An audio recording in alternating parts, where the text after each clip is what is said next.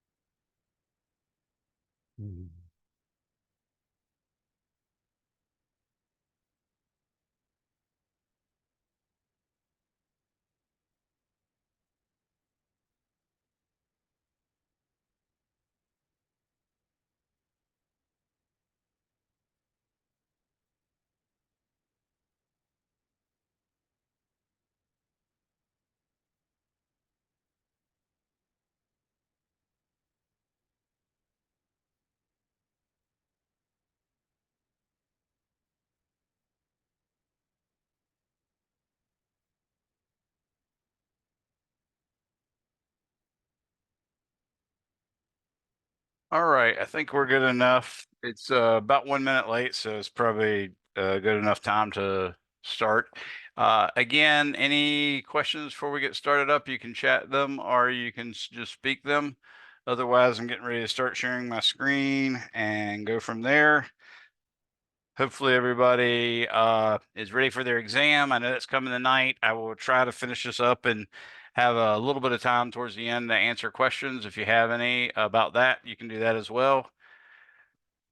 All right, so I guess I'll go ahead and start by sharing my screen. So I'm going to share my screen from my iPad,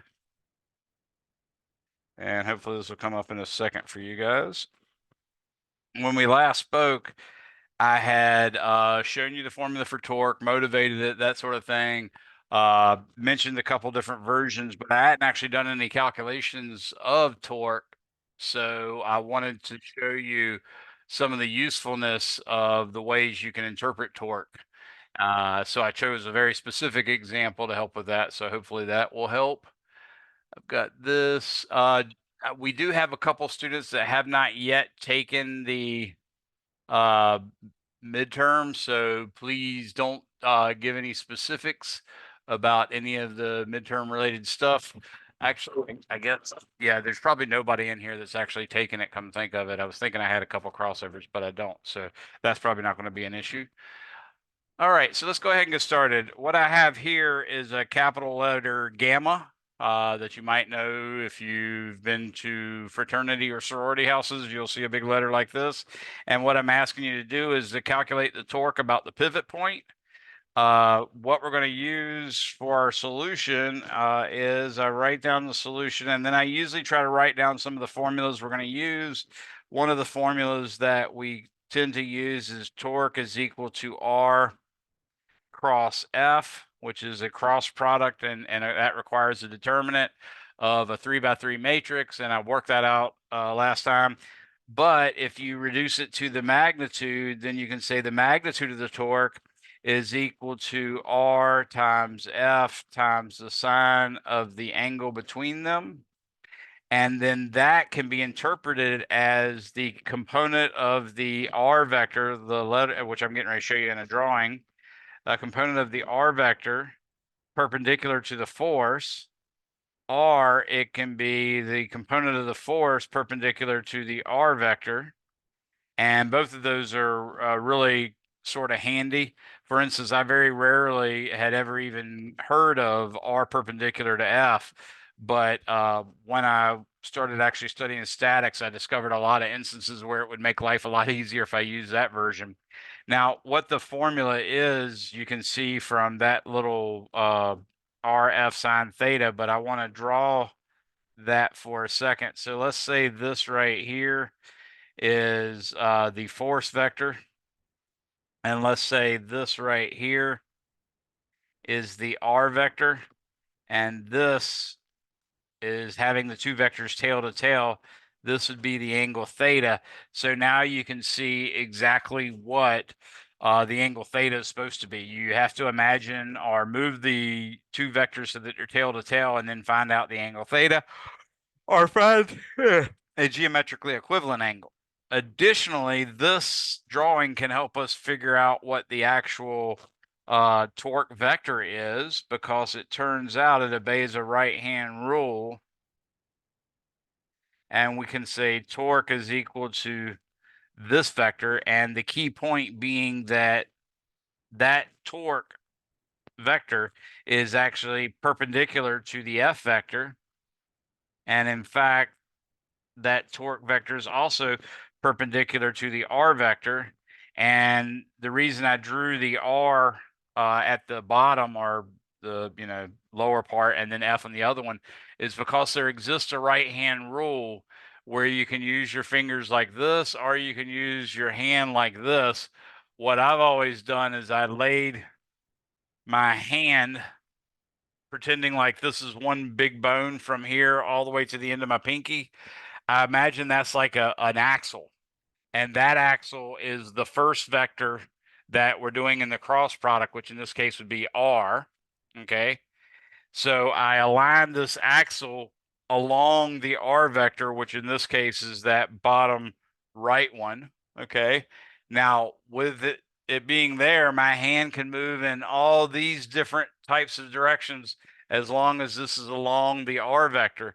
But what makes me stop moving it around is this finger right here has to be able, or all these fingers have to be able to curl towards F without going through an angle bigger than 180 degrees. So if you see, the F vector appears to go into the screen a little bit as well as up. It's a a two-dimensional representation of a three-dimensional drawing, so that's the problem. But I notice I can lay my fingers this way to lie along R, and then that allows my fingers to curl the right direction. That's pretty good. If I did it this way, my fingers can't curl the right direction, so I know that's not good. So if I want to do it with my fisty way, I can just lie this along the R vector, and then all I have to do is curl my fingers towards F, and my thumb points in the direction of the cross product. Another way you can do it, of course, is make this parallel to the R vector, and then this one, which can be held perpendicular, which is the best case scenario for the largest torque, or it can be any of these other angles like this. The main thing is it has to align somewhat with the force. So in the case of the drawing I have, it looks like I'm sort of doing this, and you can see that the F vector, or excuse me, the torque vector is actually perpendicular to the F vector, or excuse me, to the R vector and the F vector. So that's how that works out as well. So that's all taken by a right-hand rule. So I'll just remind us of that by saying right-hand rule.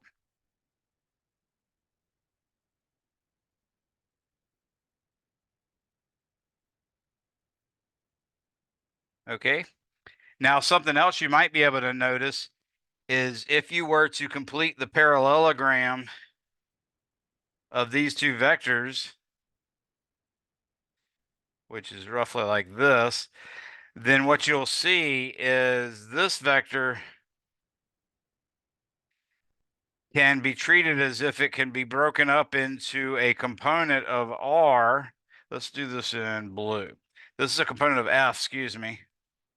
This is the component of F that happens to be parallel to R. So I'd write that as F parallel. And this one right here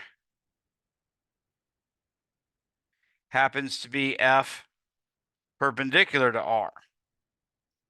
Now, if you recall from geometry, if you want to calculate, for instance, the area of a parallelogram, then you need to be able to calculate the length of the base or determine the length of the base, which is what R is here, times the length perpendicular across the shape, which is F perp. So you can see that the cross product also gives you the area of the curve, or excuse me, inside the parallel pipette, or parallelogram, sorry.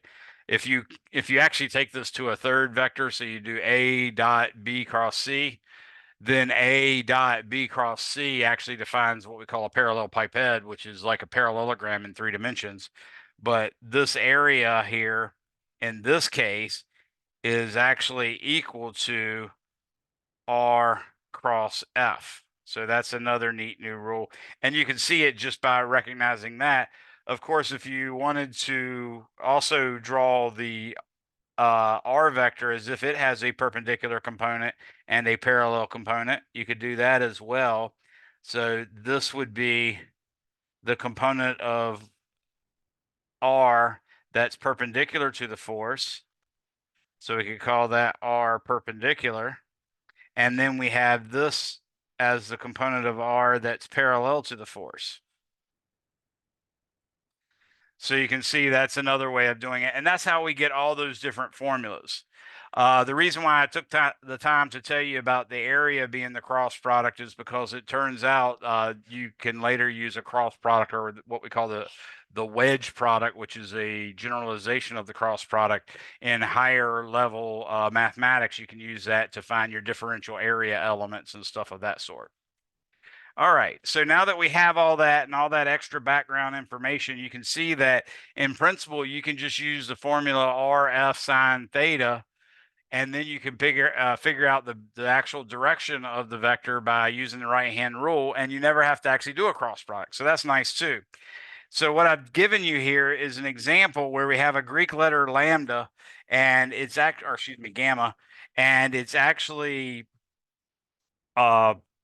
quite a mess to try to figure out a calculation of this to calculate the torque. And that's exactly what we're asked to do. So what I'm going to do is I'm going to use the purple vector, and I'm going to draw a vector from the point of from the pivot point to the point of application of the force. So that right there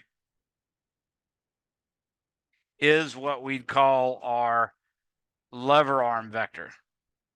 So this is the R vector, which equals the lever arm. So keep that in mind whenever you look at a problem in which you have to calculate a torque. I want you to imagine a vector from the center of rotation, what I call the pivot point, to the point of application of the force. In other words, you're literally drawing the arrowhead to touch the object where the force is applied to the object, just like I have here. Okay. So when you see that, you can say, oh, okay, well, all I have to do is put this letter in a coordinate system and work out some of the geometry, and I should be able to figure out an R vector. I actually, to be honest with you, I have no idea if I've given you enough information. Well, I have an idea, but it would take a little bit of work to figure out if I actually gave you enough information. But the cool thing is I don't need any more information because I've got enough information to calculate the torque. The torque is, R cross F, but the magnitude is R times F times the sine of theta. I don't have enough to figure out what theta is yet without doing some crazy stuff with some mathematics. And I'm not even sure I have enough information to do the crazy stuff with the mathematics. I might. It looks like I possibly could. But I can also use one of these other forms where specifically I'm going to take the component of R that's perpendicular to F, and that's going to allow me to do the actual solution. So torque magnitude is going to be R perpendicular times F. So I literally mean component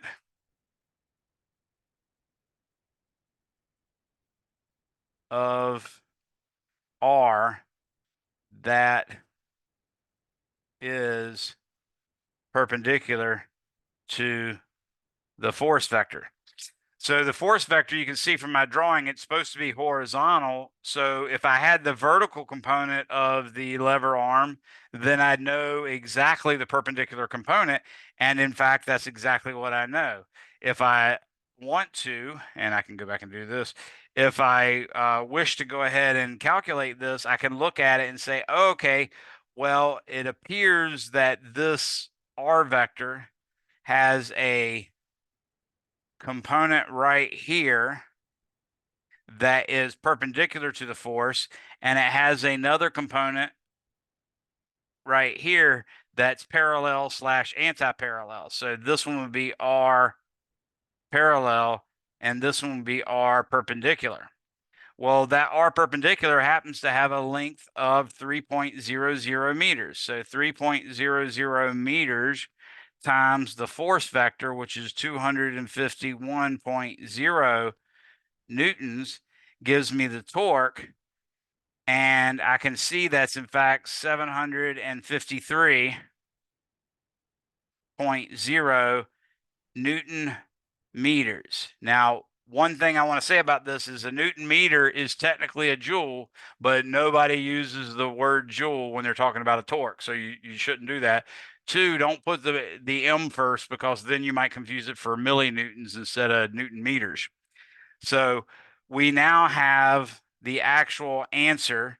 The torque for this is in fact 753.0 Newton meters. And in fact, the direction would be, in this case, it's going to be R cross F. And F, if I wanted to put it tail to tail, I'd have to put it down here at the bottom. So I could say F is right here, something like that. And then you could see R cross F actually points out of the screen. So I'll just say pointing out of the page. So that's the actual direction as well. Anybody have any questions on that?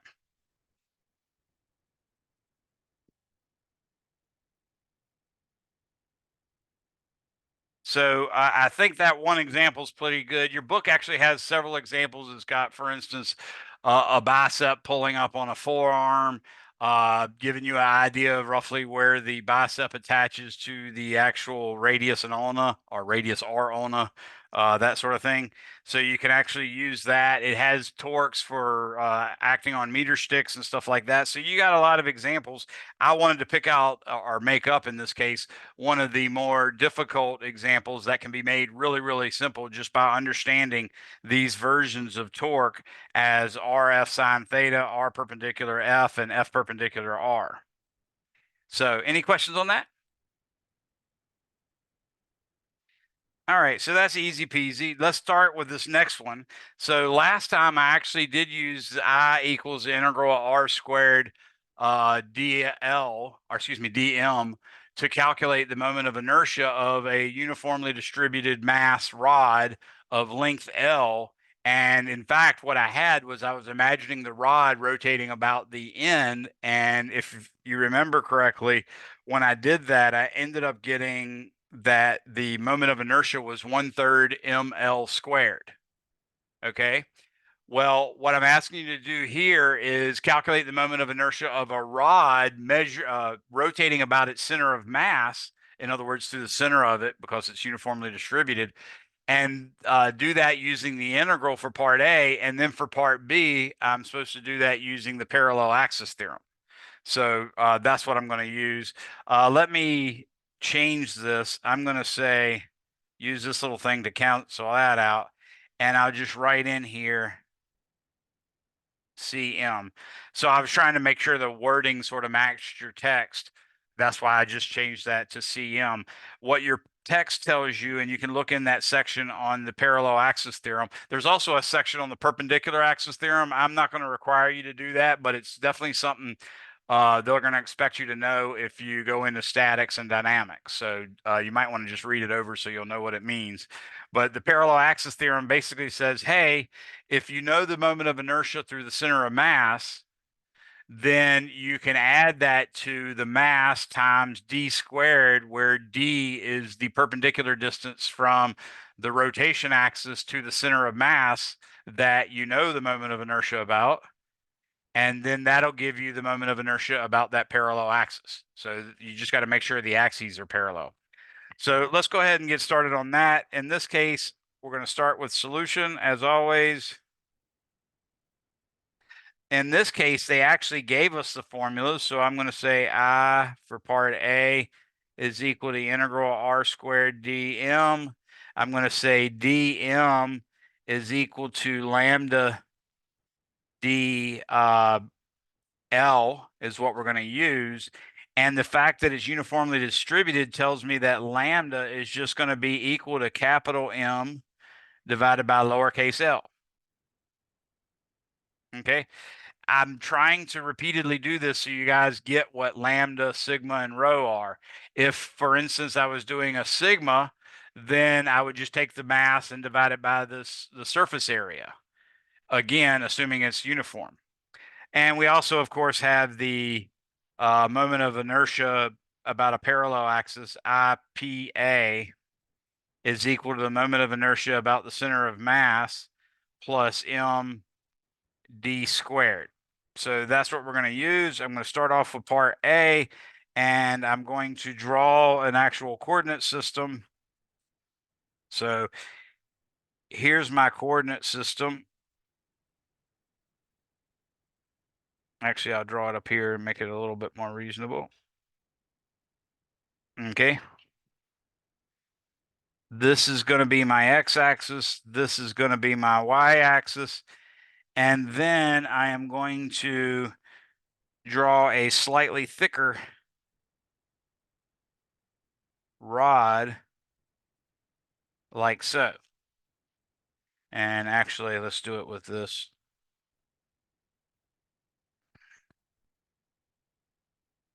Okay, so that's my rod, and it's supposed to be showing you, for instance, that the rod has a very small dimension perpendicular to the x dimension. So the x dimension is left, right, and of course goes from, oh, I don't know why that all of a sudden changed here.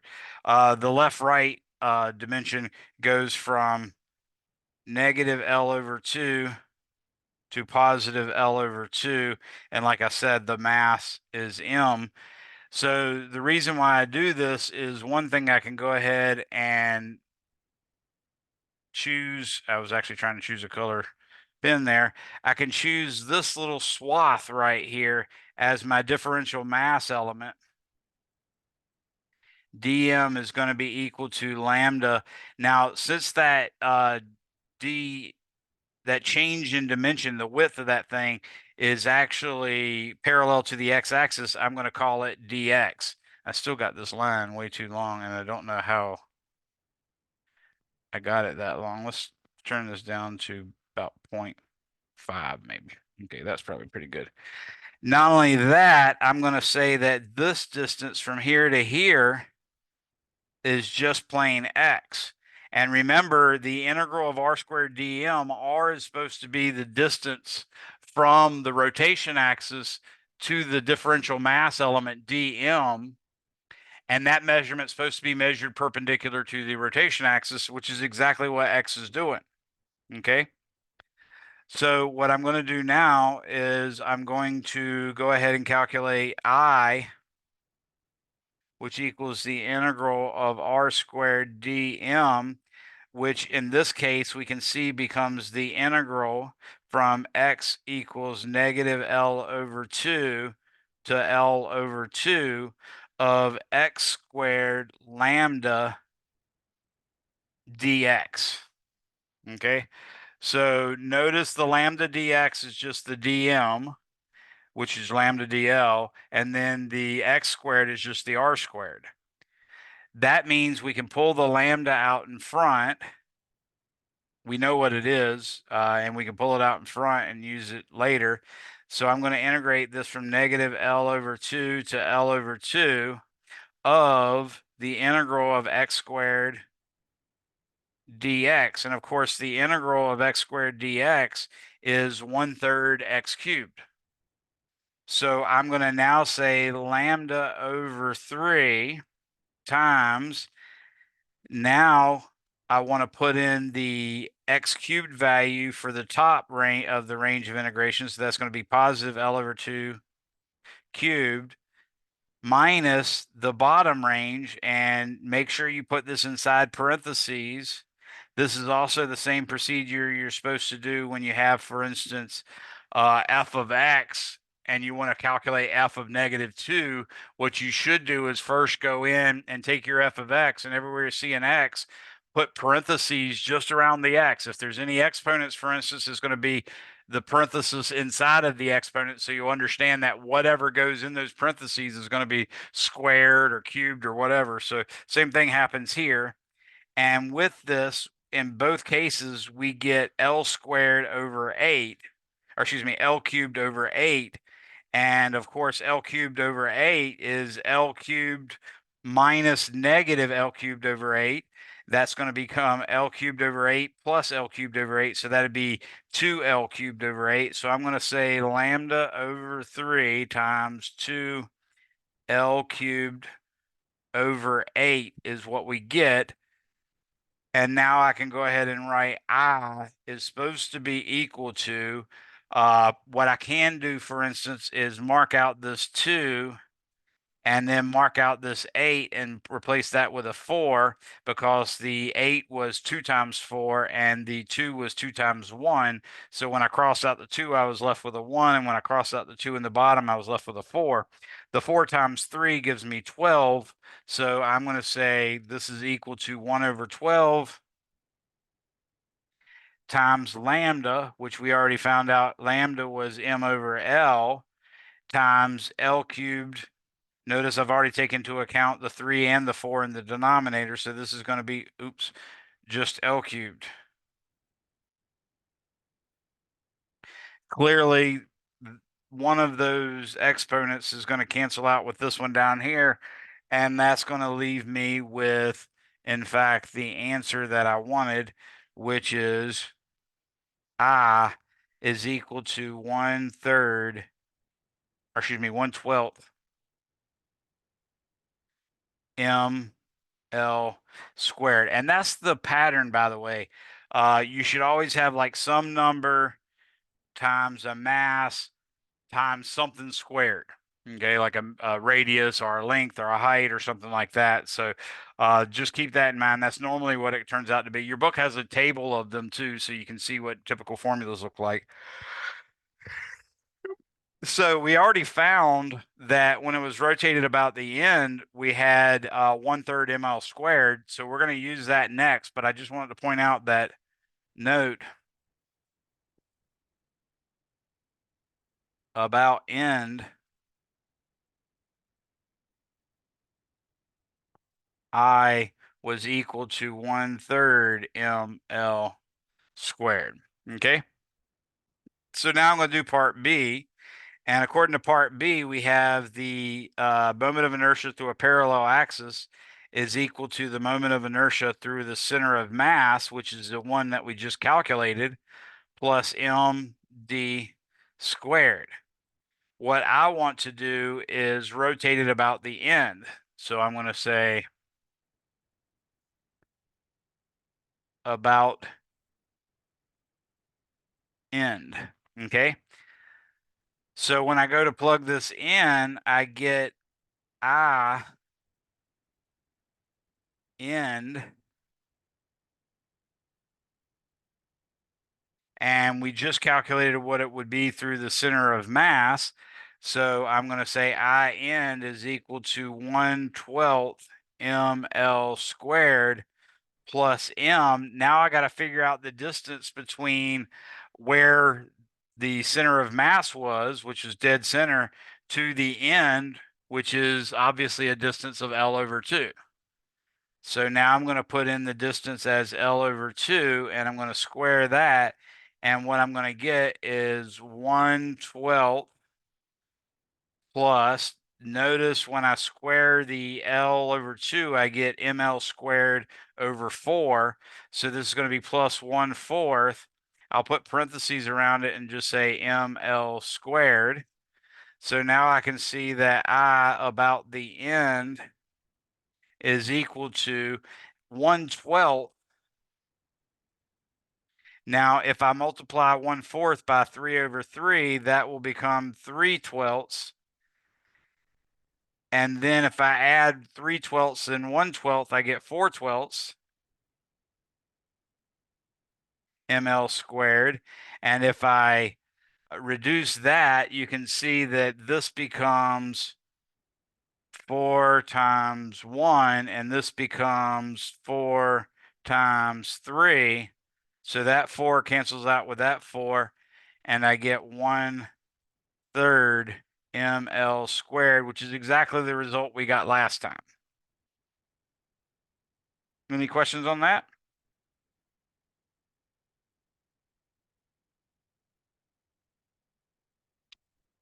So now I've shown you a moment of inertia calculation about the end as well, and I've shown you how to use the parallel axis theorem. Anybody have any questions on that?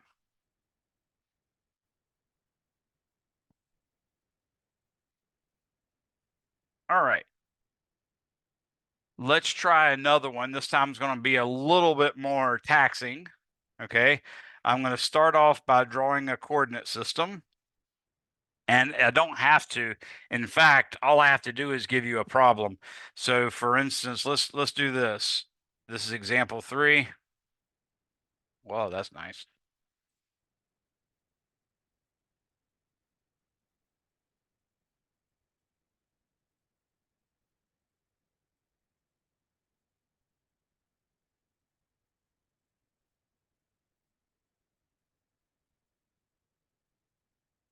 Calculate the moment of inertia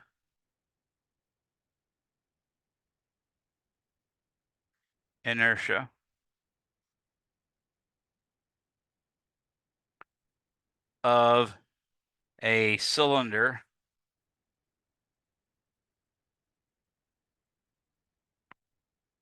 of mass m, radius r, and height, oops, h, assuming the mass is uniformly distributed.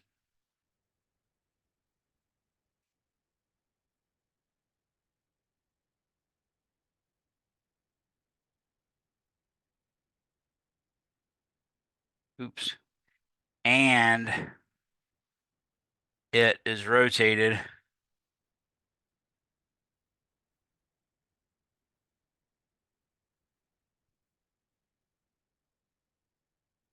about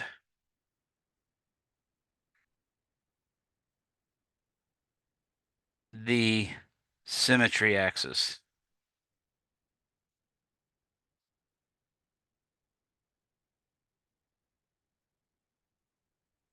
Okay, so let's go ahead and draw a coordinate system. I'm going to start off by putting my little thing in a way that it can actually draw nice, neat lines. So I'm going to do that. I'm also going to do this, and I'm also going to do this like that. So this one's going to be my x-axis, which clearly I got to take it off the drawing the nice lines scenario. This is going to be my x, this is going to be my y, and this is going to be my z. And now what I'm going to try to do is draw my actual cylinder.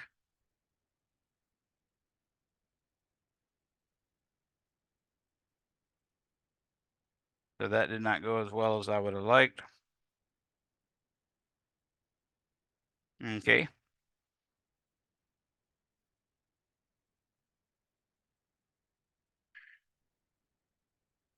So that looks pretty good right there. Okay. What I'm suggesting is that this is H and that, well, my axis is not lined up for too well, is it? And I can't move anything now, so that's not helpful. Oh well, I'm trying to make sure this axis is through the center, but it's not necessarily, but I think y'all can make do with that, hopefully. Actually, let's see if I can do this. Okay, so I pulled this over to here a little bit, then that's more centered. And now if I pull this guy over here, that's more centered. Okay, that looks good enough. All right, so now that I got all that, that's a little more helpful. I'm also going to go ahead and say that this distance from here to here is r, and that the object has a mass m. So in this case, I'm going to say rho, which is equal to mass per unit volume, is just going to be m over pi r squared h. So again, that's an example of what rho is. Now I'm going to write down solution. I is equal to the integral of r squared dm. Okay. So what I need to do when I'm doing these types of integrals is I have to choose a differential mass element, a dm, such that the distance from the perpendicular distance from the rotation axis, which is what we call r, that does not need to change by a macroscopic amount. In other words, if I go to one part and I get, x is the distance, and then I go to another part and I get like 2x is the distance, then that's not very helpful because I'm going to have to do some kind of averaging process or something to figure out what is a good representative uh, radius of that differential mass element. So what we often do instead is we imagine something that only changes by a differential amount in the direction of r. So in this case, what I'm going to do is I'm going to imagine another oval, and then outside of that is yet another oval. And in reality, they're actual circles, but we're seeing them in a two-dimensional representation of a three-dimensional world. So they look more like ovals. But basically, this is like a roll of toilet paper with very little paper left. That's roughly the shape that we're looking for. And what I'm saying is this distance right here is r. And in fact, if I took this distance and this distance, the difference in those would be dr. Okay.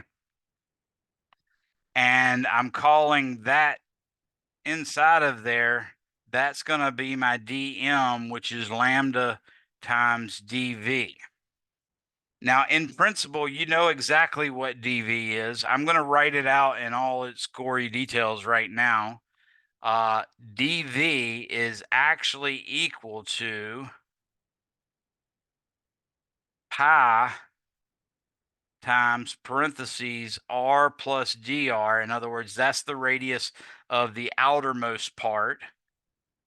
That's got to be squared. That will give me the outermost circle, and then times h. But that would be a complete cylinder. I need a cylinder that's hollow. I need a toilet paper roll with very little paper on the roll, and in fact empty on the inside. So now I have to subtract pi r squared h. So that's exactly what the differential volume element is, but let's work it out and you'll see why I can use what I use. The pi and the h is going to be in both terms, so I'm just going to pull that out in front. And then what I'm going to get is r squared plus 2r dr plus dr squared minus r squared. In other words, I just squared that binomial r plus dr. Okay. What we see is this r squared is going to cancel out with this r squared. And also, we're going to have this term right here, which is on the order of r times dr. This term, however, is on the order of dr squared, which goes to 0.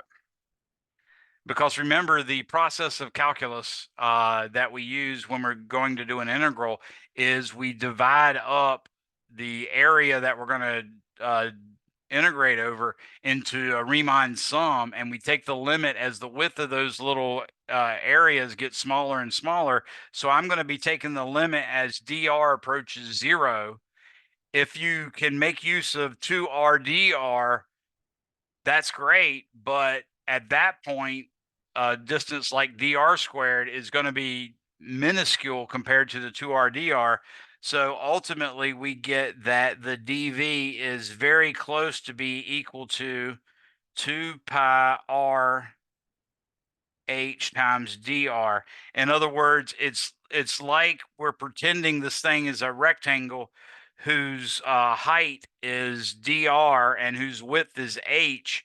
And when we cut it out, it's just going to make that perfect little rectangle because it's 2 pi r, which is the circumference. Therefore, it's the length of the rectangle. And then the dr is one of the thicknesses and the h is one of the widths. Okay. So that's why we can use 2 pi r dr for such a shape. Now that we have that, I'm going to go ahead and calculate I. So I is equal to the integral of r squared dm, and that's going to be the integral from 0 to big R of r squared times dm. Now dm is rho times dv, so that's going to be 2 pi r times h times dr. I normally would write that 2 pi r dr times h, but I just really wanted to see the 2 pi r together, and I didn't want to forget about the h. So now I see I have a constant rho, 2 pi, and h. I'm going to pull those all out in front. That's going to become 2 pi rho h all out in front. And now I have the integral from 0 to r of r cubed dr. Of course, the integral of r cubed dr is 1/4 r cubed, or excuse me, 1/4 r to the fourth. And when I evaluate that at capital R, I get 1/4 capital R to the fourth. And when I evaluate that at 0, I get 0. So this is going to be 2 pi rho h r to the fourth over 4, which again, we can say this is 2 times 2, and we can say 2 is 2 times 1. And then this 2 is going to cancel out with this 2. And obviously, we have something along these lines. Make sure I got the right pen. I do. Okay, that's going to be, in fact, pi rho h r to the fourth over 2. Now I can plug in what my rho is, and I'm going to get 1/2 pi r to the fourth. My rho is m over pi r squared h. And then, of course, I already have an h. So in this case, you can see this h is canceling out with this h. and you can see that this pi is canceling out with this pi, and you can see that this 2 is canceling out with this to leave a 2 up here. So ultimately we get 1/2 mr squared equals the moment of inertia of a cylinder.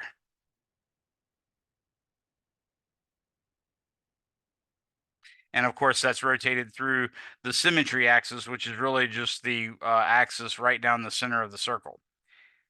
Anybody have any questions on that?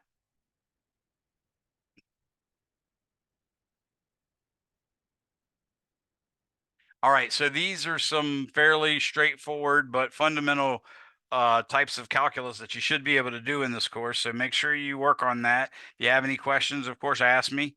I think this is a good, I don't know, a good number of problems and a good taste of the various problems to do it. If you want to soup it up and try to make it a little more fancy or more complicated, you can imagine it not being uniform. You could say, what if the density rho is not a constant? What if, in fact, the density rho is some constant times r?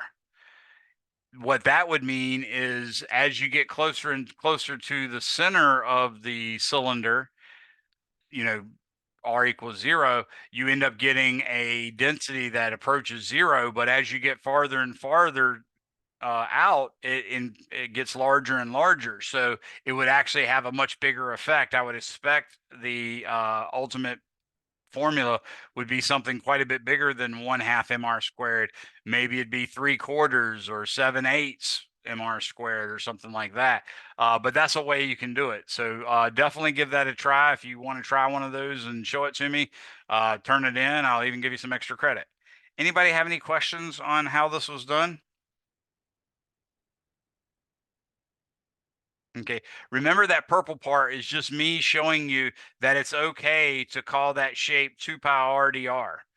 Literally the round ring that you see on top of that, if you were doing just two-dimensional instead of three-dimensional, in other words, if you imagine the instead of it being a cylinder, it was more like a coin, in fact, a really big coin with a little thickness, then you could pretend that's essentially a two-dimensional object. And then you'd use sigma instead of rho. And sigma, if it was uniformly distributed, would be m over pi r squared.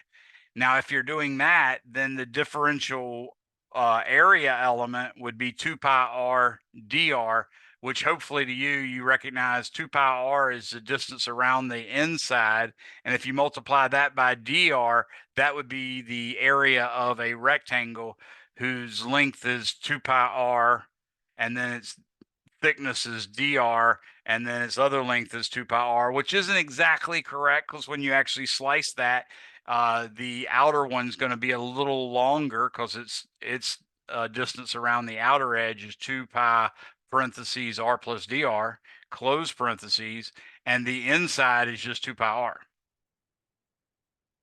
Any questions? I like that you guys are paying attention, but I feel really bad because it's like you're not interacting. So I feel like maybe I'm just blowing you away and you aren't getting it. So please ask questions if you don't understand something. All right, now that we've done that, it's useful for us to actually uh, do some dynamics. So actually apply some physics problems in here. So let's look at example 4.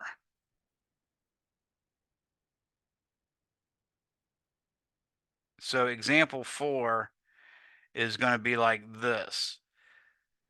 Let's say we have a circle, and then outside of that, we have another circle like so. And that's supposed to be two cylindrical pulleys that are sort of glued together. So this guy, for instance, has a radius little r, and this guy has a radius big R like that. Okay. Now let's imagine this inner one has a mass m equals equals 1.00 kilograms, and R is equal to 10.0 centimeters. And let's imagine that this one has a mass of 4.00 kilograms. Oops, I don't need that. And a radius equal to 15.0 centimeters. And I'm going to hang from it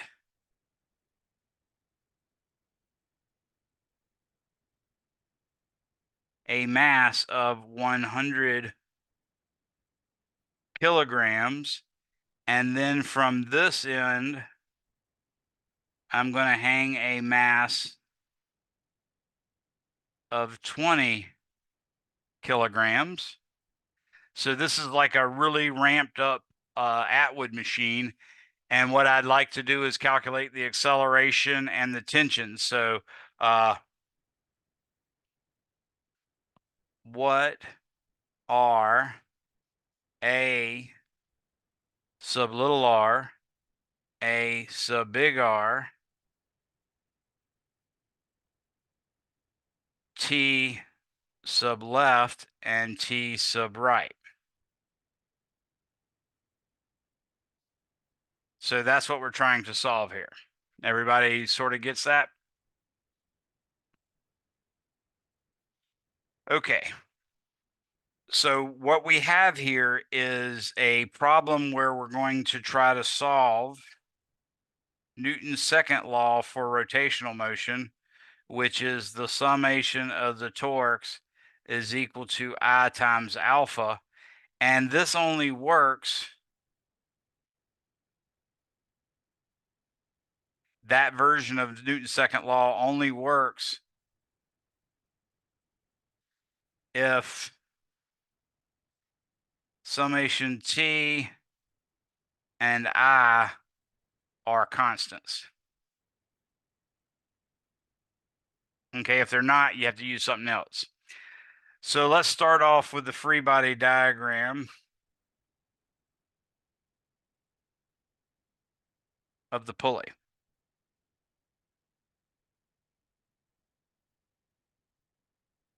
Okay, so what I'm imagining, I'm going to draw it a lot smaller here just so I can fit it in. But what I'm imagining here is that. And what I have acting on it is, let's go ahead and define what I'm calling positive and negative. So one of the ways we can do that is we can write this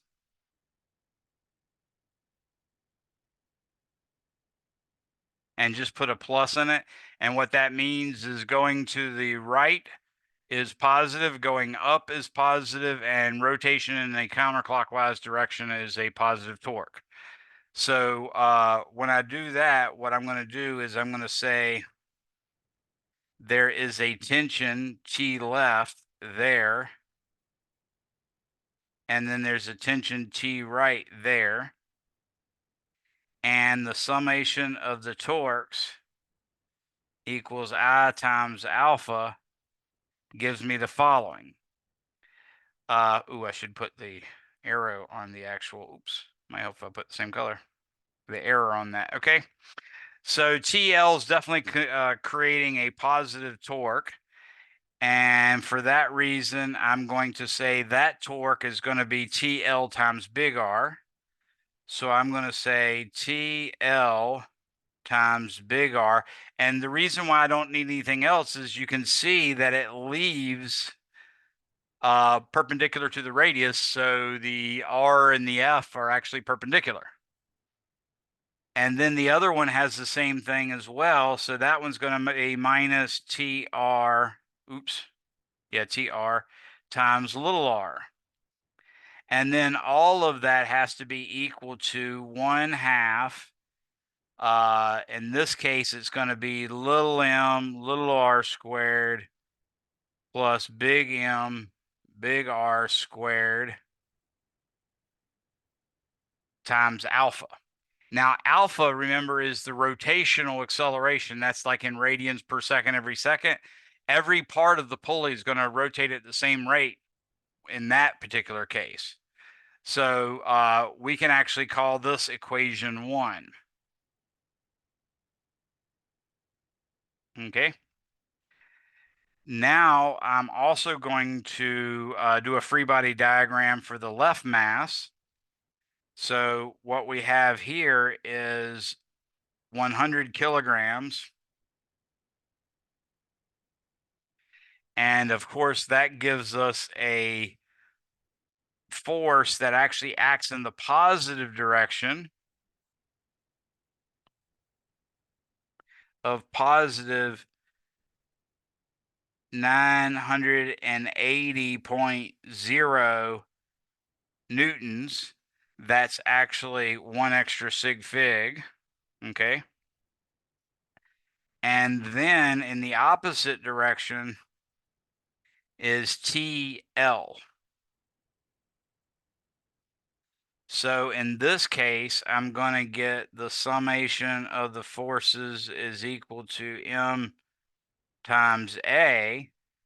And this is going to, in fact, give me 980.0 newtons minus TL is equal to 100.0 kilograms times A, and this one's going to be A left, or A big R. Actually, it'd probably be smart. Well, yeah, I guess I'll say A big R. Okay. So that's going to be equation 2. And now I can do the same thing with the other one. Now, what I've chosen, of course, is the left-hand side going downward is positive. That's consistent with the rotation, so that's the main thing I'm shooting for here. In this case, I have a 20.0 kilogram mass. And of course, that gives me 196 newtons. So in this case, I've got a force pulling upward that is T right, and I got a force pulling downward, which is the negative direction this time, and this time it's 196.0 newtons down this way. So when I actually apply Newton's second law to this one, I get the summation forces is equal to MA. In this case, it's going to give me TR minus 196.0 newtons is equal to 20.0 kilograms times A little r. Okay. And that's going to be equation 3. So you can see the only thing that made this a little bit more complicated is we now have a summation of the torques equals I times alpha. Okay, so we had to do one extra equation. That's because the pulley is not massless. I didn't add friction on this. I could have done that, and that would have made it even more complicated, but I didn't have to, so I didn't. So what I'm going to do here is, and this is really a pain in the butt, but anyways, I can solve 2 for TL. I can solve Actually, I can solve 2 for TL, and I can solve 3 for negative TR, and then I can plug them in there. So let's do that. I'm going to say 2 gives me TL is equal to 980.0 minus 100 A sub big R. And I'm going to call that 2 prime. Okay. Similarly, I'm going to solve for negative TR, for negative TR R. This is going to be 3 prime. And pulling it to the right, I get a negative. Actually, let's just solve for regular TR instead of negative TR because it's going to get ugly. Otherwise, I'm going to have a bunch of negatives floating around and crap. So I'm just going to solve for TR. And TR is going to be 20.0 A little r plus 196.0 with a bar under it. Okay. Now I can plug 3 prime and 2 prime into 1. So plug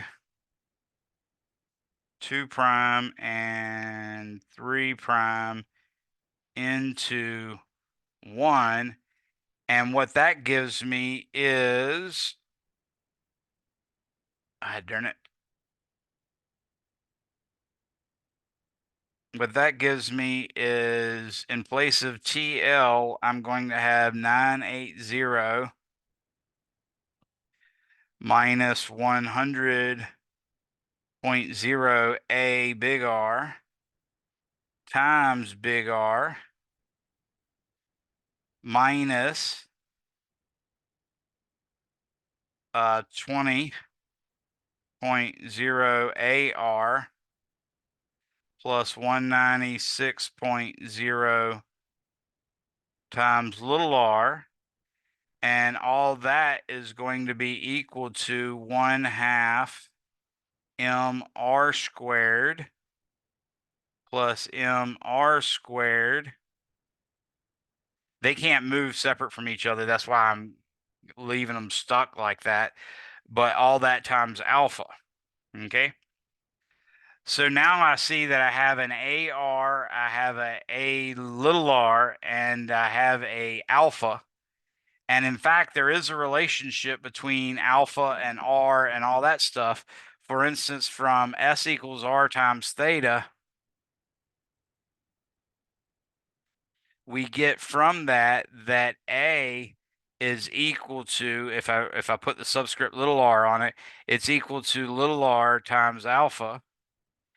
And if I put this big R subscript on it, it's equal to big R times alpha. So this is going to be equation 4, and this is going to be equation 5. So we have a way of actually getting alpha in terms of AR and stuff like that. In fact, it might even be wise of us to get rid of the A sub little r and the A sub big R in terms of alpha. So we're going to do that. In fact, what I'm going to do is I'm going to replace A sub big R with R times alpha. And I'm going to replace A sub little r with little r times alpha. Okay. So now I've used 4 and 5 as well.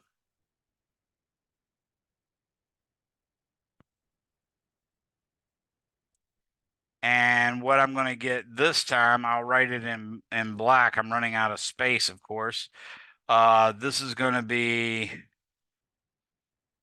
I guess what would be best is probably just put a dotted line around this to keep it separate so we don't get confused.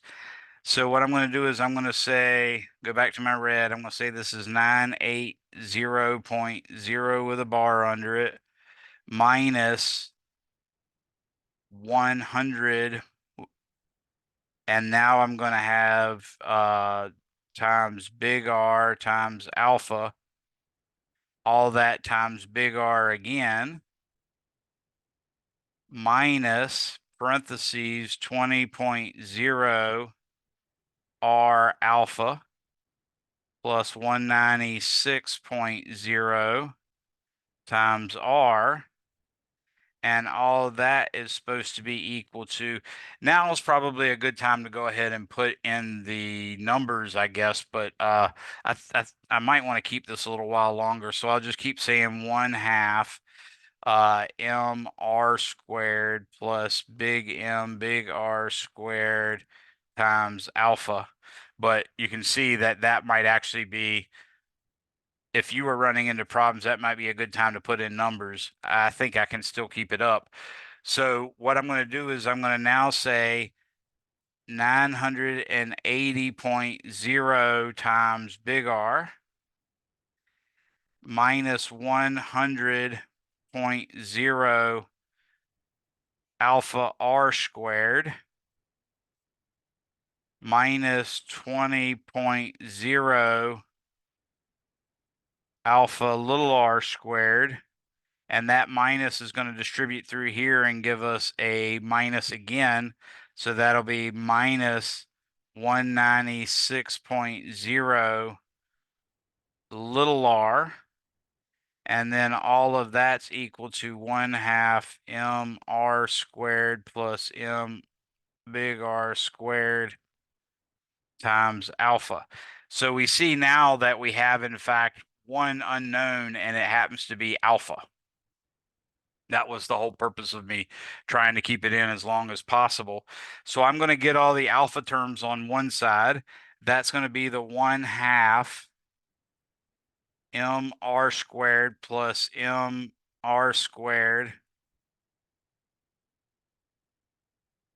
Okay, that's one of them. So I'll put an alpha on it.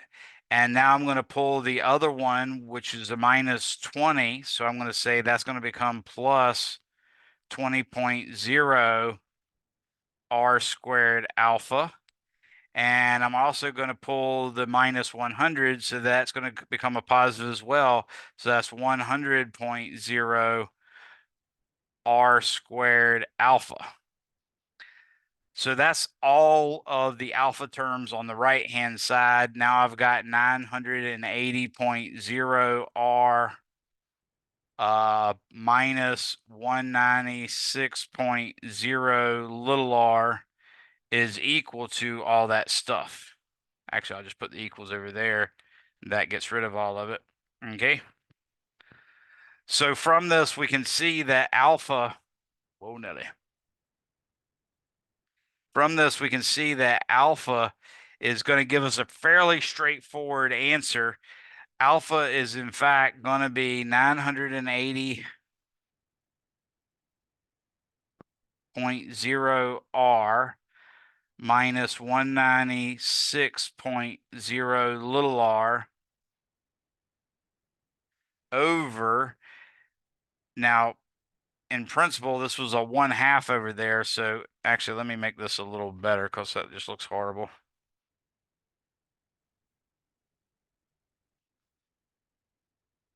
I'm going to be dividing by 1/2, so I went ahead and put the 2 up there. And actually no, I guess I'm not going to be dividing by 1/2. Yeah, let's not put the 2 up there.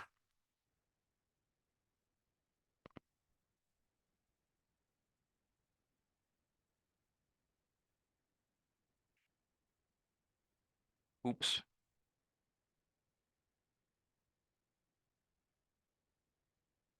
So that's all good right there. Now, what that's going to be divided by is all that other stuff, which is 1/2 mr squared plus mr squared plus 20.0 r squared plus 100.0 big R squared.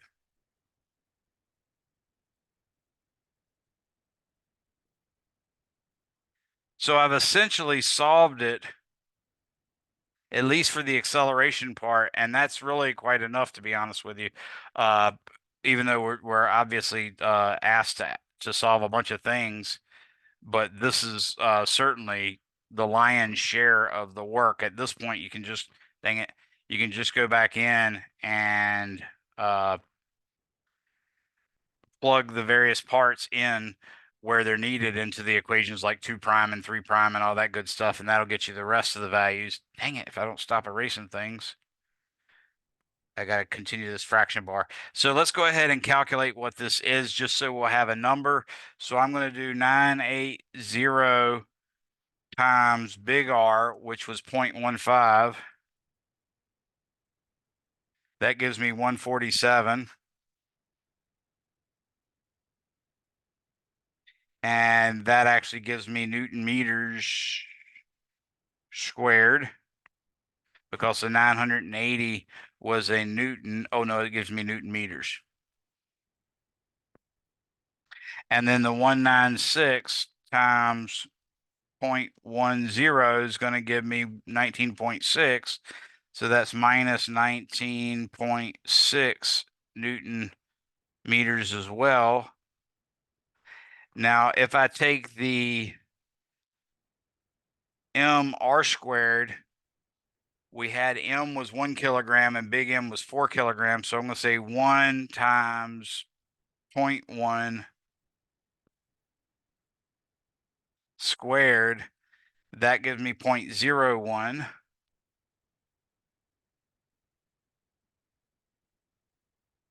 And if I take 4 times 0.15 squared, that gives me 0.09 right there. And that's just that little part. So if I add 0.09 to 0.01, I get 0.10, and then times 1/2, that gives me 0.05 plus 20 times 0.1 squared.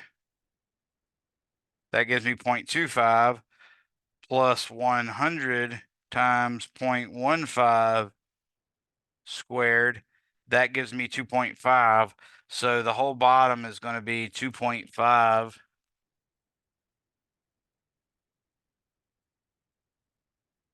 That's one extra sig fig, by the way.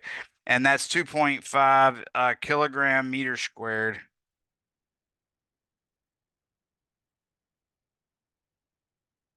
Okay. So you can see that the Newton is a kilogram meter per second squared. That means a kilogram meter squared per second squared. So the kilogram is going to cancel out and the meter squares are going to cancel out. So I just get radians per second squared is all we should have there. So 147 minus 19.6 gives me 127.4 divided by 2.5. That gives me 50.96.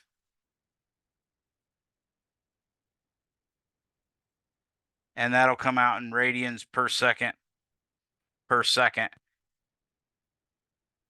And that is alpha. Okay.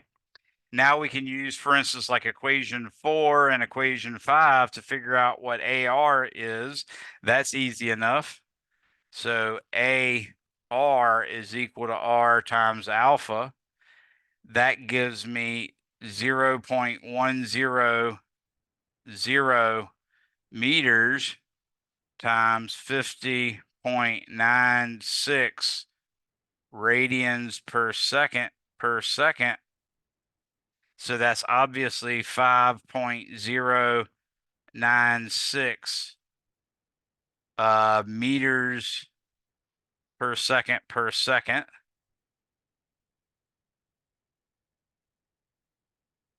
And that's A sub R, which I'm going to box off this way. Also, A sub big R is equal to big R times alpha. So that's going to be 0.150 meters times 50.96 radians per second per second.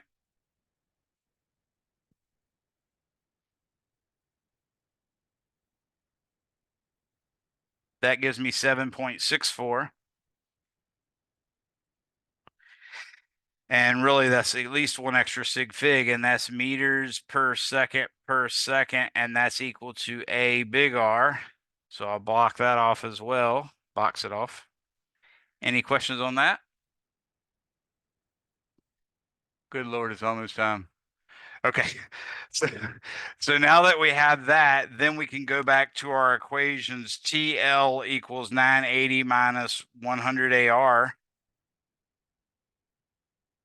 TL equals 980.0 minus 100 A. I think that was a big R. Yes, A big R. So I can plug that in. That's 980.0. That one's going to be newtons minus 100.0 kilograms times AR, which is 7.644, meters per second per second. So I get TL is actually equal to 980 minus 100 times 7.644. That gives me 215.6 newtons. And TR,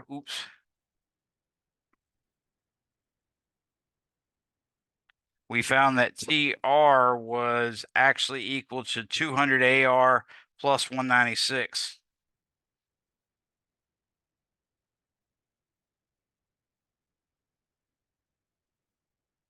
So that's going to be 200.0 kilograms times the little AR, which is 5.096 meters per second, plus 196.0 newtons.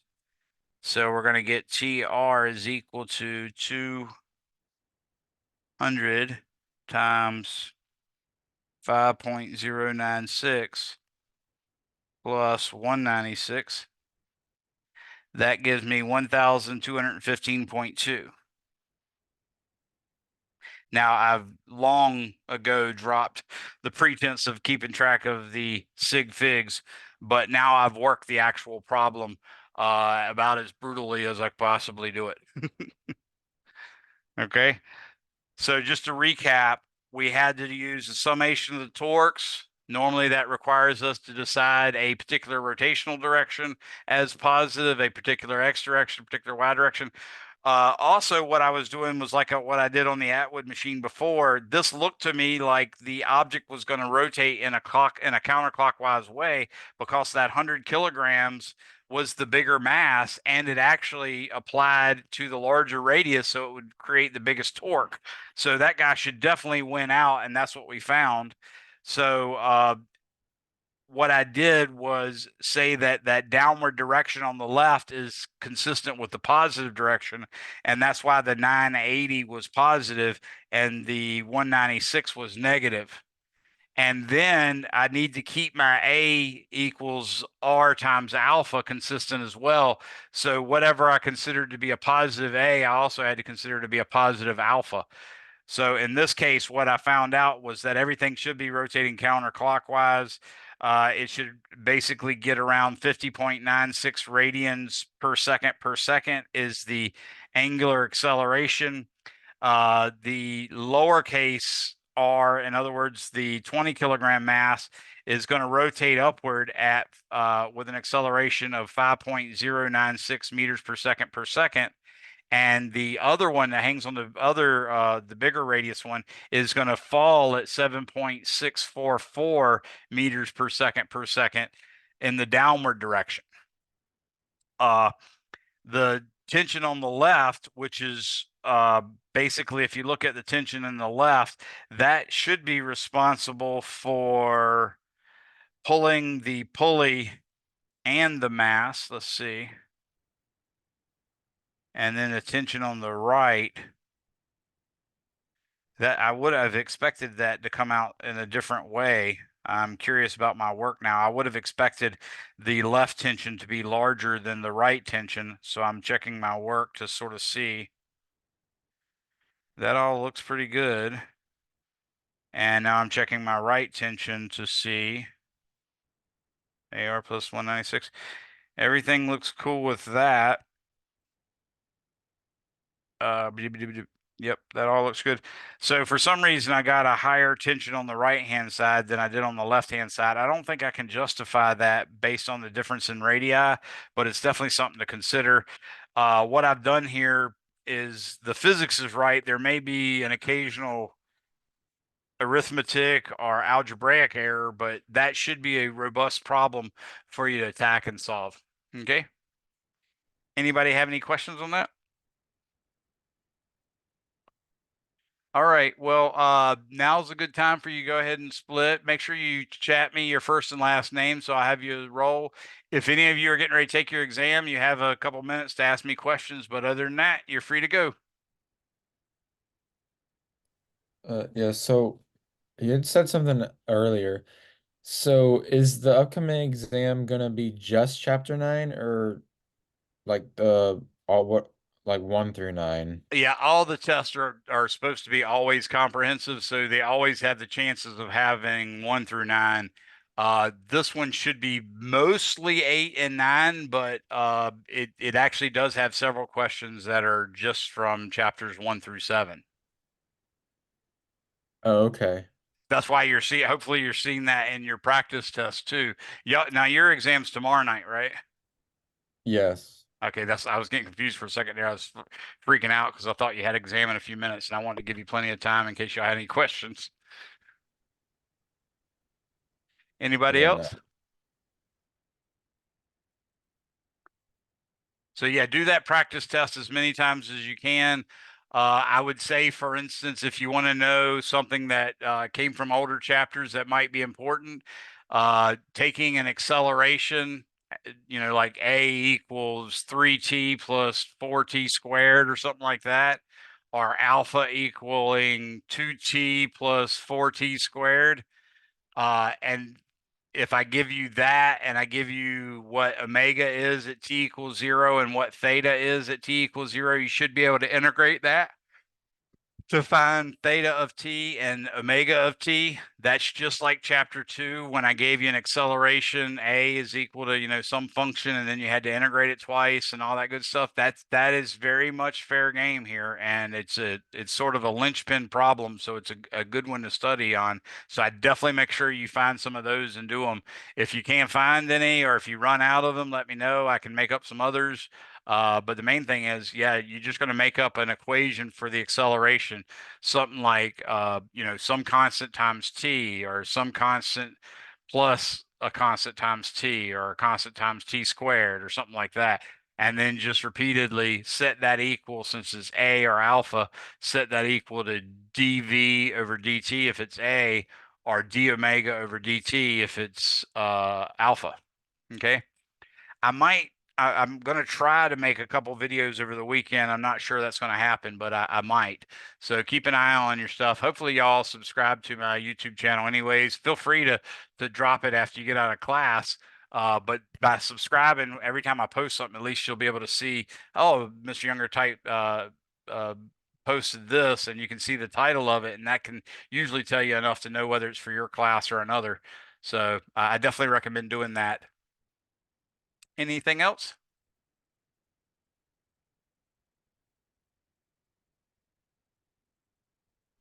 Uh, Romeo had asked about the practice test in the chat. yeah, that's exactly right. The practice test should be face to face 07, third midterm, chapter 8 and 9. It's labeled that way, but it literally, like I said, when you look at it, you'll see there's questions from 1 through 7 as well as questions from 8 and 9.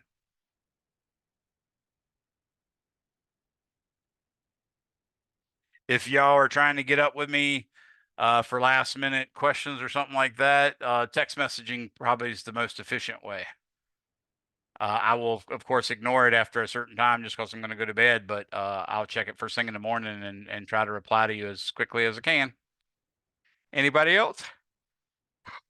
All I'm out. I'll see you Monday for my exam. Have a good weekend. right, you too. See you. Jennifer, Julio, Kim, anyone? Anyone? Bueller? No, I'm good. Have a good one. You too, Jennifer. Have a good day. I just thought you want everybody to leave. Oh, okay, that's cool. Julio, are you still here, or Julio? I'm not sure who that is. I assume it's Julio. Oh, Julio's gone. It's just us now. Kim, would you like me to turn Oh, off the recording? yeah, sure. Okay, let me do that real quick.